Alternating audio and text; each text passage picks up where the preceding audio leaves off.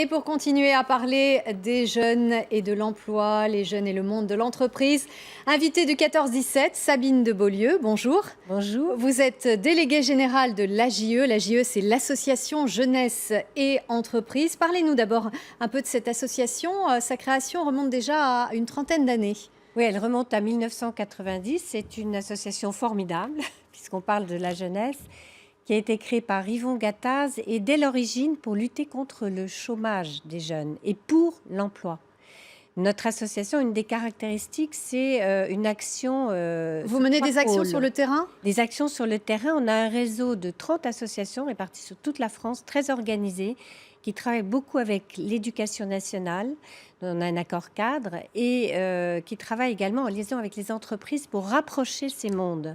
Et de fait, pour constituer, créer une jeunesse formée et motivée. Je crois que c'est ça le vrai défi. Vous dites que vous travaillez avec l'éducation nationale, c'est-à-dire que vous intervenez à plusieurs stades. On intervient dès le collège. Dès le collège. Jusqu'à l'insertion professionnelle.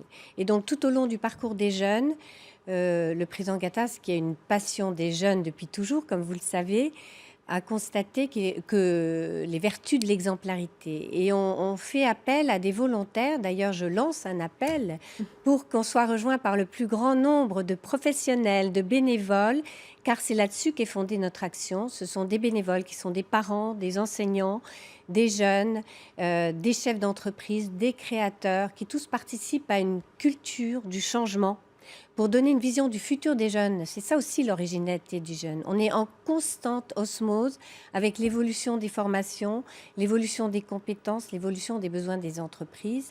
Et en même temps, on est très ouvert et à l'écoute des jeunes parce que ce sont eux qui vont agir demain dans l'entreprise. Donc l'important, tout à l'heure encore, on parlait de jeunes qui sont recrutés dans votre métier.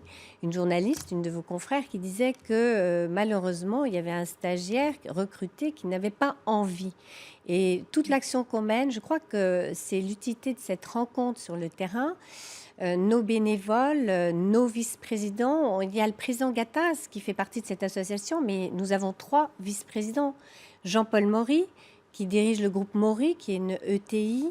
Nous avons Dominique Héron, qui vient de chez Veolia, qui est très axé sur la COP 21. On a développé un projet autour des innovations des jeunes. On a organisé une exposition. Pierre Gattaz, hier, dans son discours d'ouverture à cette université d'été du MEDEF, il s'est adressé aux jeunes. Il a dit qu'il voulait construire, qu'il fallait construire, je le cite, les 30 audacieuses. Et bien sûr, en référence aux 30 glorieuses, etc. Les 30 audacieuses. Qu'est-ce que ça vous inspire ?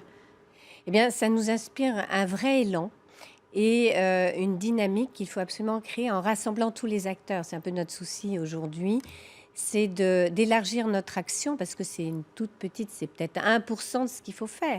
C'est pour ça que je relance cet appel et que c'est très important notre participation à l'université d'été. On travaille en étroite liaison aussi avec les entreprises du MEDEF. C'est vraiment insuffler une nouvelle image de la jeunesse et en même temps engager l'entreprise dans cette aventure de la formation des jeunes. Vous avez pu entendre juste avant Benjamin Chaminade avec Isabelle Gounin.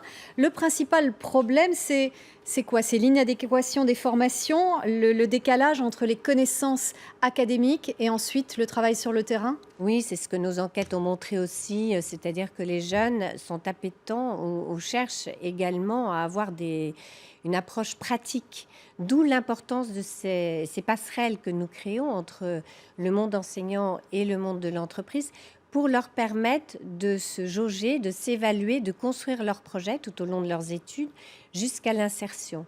Et ça fait l'objet d'ailleurs d'un livre blanc qui sera publié lors de notre colloque national que nous avons évoqué le 16 octobre prochain sur le thème « Un jeune, un emploi ». Oui, ça c'est un colloque que vous organisez au Conseil économique, social et environnemental à Paris. Voilà, avec le ministre de l'Enseignement supérieur, M. Mandon, mais également, probablement, nous l'espérons, le ministre du Travail aussi, M. Delevoye, le président du Conseil économique et social, et des chefs d'entreprise divers et variés qui vont, aussi bien d'Hélène Darroze que le président Gérard Mestralet, qui vont tous apporter leur témoignage et leur vision du futur de l'entreprise pour les jeunes qui seront présents. C'est aussi un rassemblement de jeunes. Et à cette occasion, nous publierons un livre blanc des métiers qui est dans le prolongement de celui de l'année dernière, Avenir des métiers, métiers d'avenir. Pourquoi? Parce que c'est le sujet essentiel. C'est les compétences de demain. Et les compétences de demain, ça passe par l'exercice des métiers et l'apprentissage de ces métiers, cette connaissance des métiers. Nous avons interrogé à peu près une trentaine d'entreprises et au tout peut-être 80 acteurs économiques. Pour essayer, même si cette vision elle est ponctuelle, puisque les métiers sont en pleine transformation et innovation, essayer de donner une autre vision, une autre approche de ces métiers. Car le vrai problème du chômage des jeunes, c'est pas uniquement le fait qu'ils ne trouvent pas un travail. C'est le problème, c'est de mettre en adéquation, de les orienter vers des métiers qui recrutent. Et Dieu sait s'il y en a. On est en contact avec des tas de secteurs d'activité, des tas de fédérations, y compris dans le monde agroalimentaire, avec le groupe Roulier, qui est en appétence de recruter beaucoup de commerciaux à l'international. Il y a toute cette dynamique, tous ces emplois. Vous avez prononcé le mot apprentissage en parlant de l'apprentissage des métiers. Oui. L'apprentissage, ça se fait beaucoup chez nos voisins européens, ça marche très bien. Marche. Chez nous, c'est en baisse malgré les efforts du gouvernement. J'ai quelques chiffres, 273 700 nouveaux contrats en 2014, une baisse de 3% dans le secteur privé.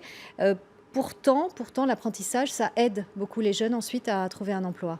Absolument, c'est le cœur du métier de l'association Jeunesse et Entreprise, c'est de promouvoir ces formations parce que justement, comme l'a dit Benjamin Chaminade, elles associent la théorie et la pratique.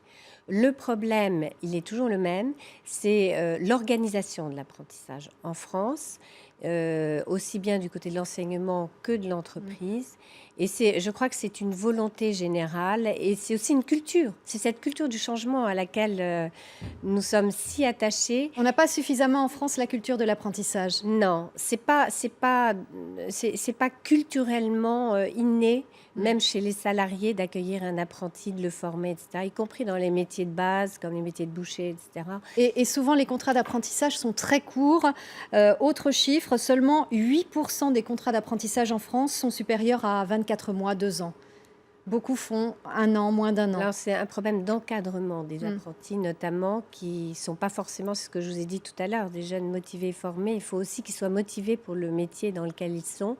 Ils ont parfois une autre idée. Du coup, ça suppose un accompagnement et peut-être une rencontre. Alors, nous, pour pallier à ce problème-là, on en parle beaucoup avec les parents, avec tous les acteurs concertés, et on essaie de faire valoir tous les atouts de l'apprentissage. On a d'ailleurs une plaquette qu'on diffuse à cette occasion dans les collèges, dans les lycées, auprès des entreprises, celles qui sont le plus aptes à recruter des apprentis, c'est aussi les PME, les ETI.